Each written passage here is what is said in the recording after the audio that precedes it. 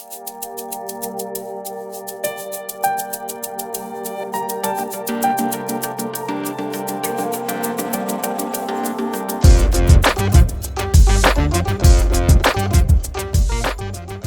thing I liked so much about this book was the subtle but powerful emotional through line. It's the thing that I connect with when I read any story, is the emotional wavelengths. I love adventures, I love stories with heroes and villains and all that kind of stuff, but the stuff I always connect with is the smaller, more intimate things, the feelings that these characters are feeling throughout their stories, because I think that's the most powerful thing that anybody can hook into as an audience. And as a filmmaker, that's the stuff that I hold on to. I would say that emotional turning points are like, imagine those being ski poles, and you're like turning around them. And as long as you know those emotional turning points, you can turn the story at the right time in the right places. The message of the movie is that kindness can be a survival skill. Roz is an unrelentingly kind character. She's got this innocence and this drive to help that was programmed into her. But the more damage that she takes out on this island, in this wild place that she was never really designed to be, the more damage she takes, the better she gets, the more she learns. She doesn't turn bitter, she doesn't turn angry, and she doesn't give up.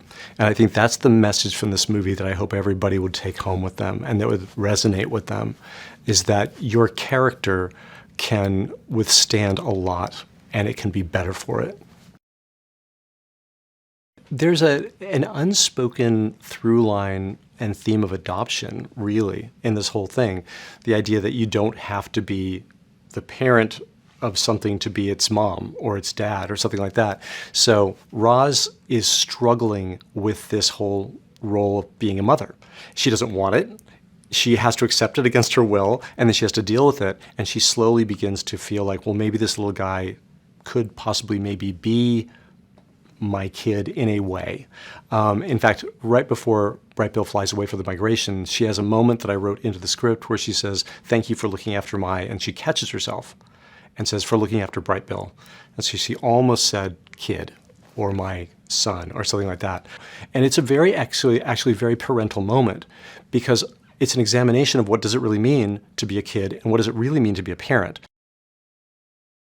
Years and years ago, I dreamt of the idea of having a film that looked like it was illustrated, that looked like it was painted, because there's something about analog art that is just, it can't be replaced. I started in the days of analog hand-drawn animation, and I'm really, really grateful for that, because seeing people paint and create these things is like nothing else on earth. CG animation eventually got to the point where, we were all dazzled by it. And as a director, one of my favorite things that I got with CG animation is the ability to move the camera. Moving the camera in space is a huge part of storytelling. But one of the things that we lost was some of the details and the warmth that you get in these hand-drawn characters. So very early on, based on the look of the book and with the subject matter that we were working with, I had a concern that if we went with a what is considered to be a traditional CG look, what we have all become habituated to as a CG look, might play too young. And I didn't want anybody to look at this film and feel like, oh, this is just for little kids. This is absolutely a film for everyone. Kid had, in a lot of ways, one of the toughest jobs on the film.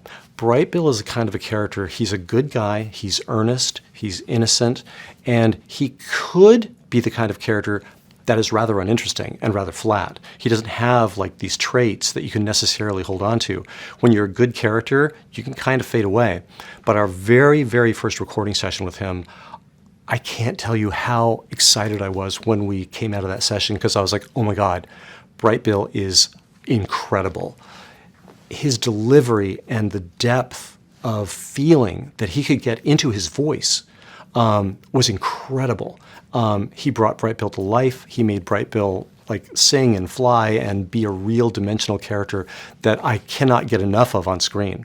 It's one thing for him to be on camera and be as appealing and talented as he is, but it's a whole other thing to be able to transmit that with just his voice into our character for our animators. Roz's design, one of the key things that I insisted on was that she not have too much articulation on her face. In general, I gravitate, and I think everybody gravitates towards robots that don't have a lot of stuff, like busy stuff going on in their faces. One exception might be the Iron Giant, who has a movable jaw, and I think he's beautiful. But C-3PO, R2-D2, all the robots from Forbidden Planet, they are just fairly blank. And so we project emotion onto them. And it's one of the things I love about Roz. She has enough going on that you understand that she's talking and speaking and all these things that she's feeling. It's a limitation that the animators went with and pushed them to places that were amazing. They have to play her as a pantomime character. We modeled Roz's behaviors off of some of the things that Lupita had talked to us about. The innocence of Roz, the agency that she has, and her difficulty in understanding things.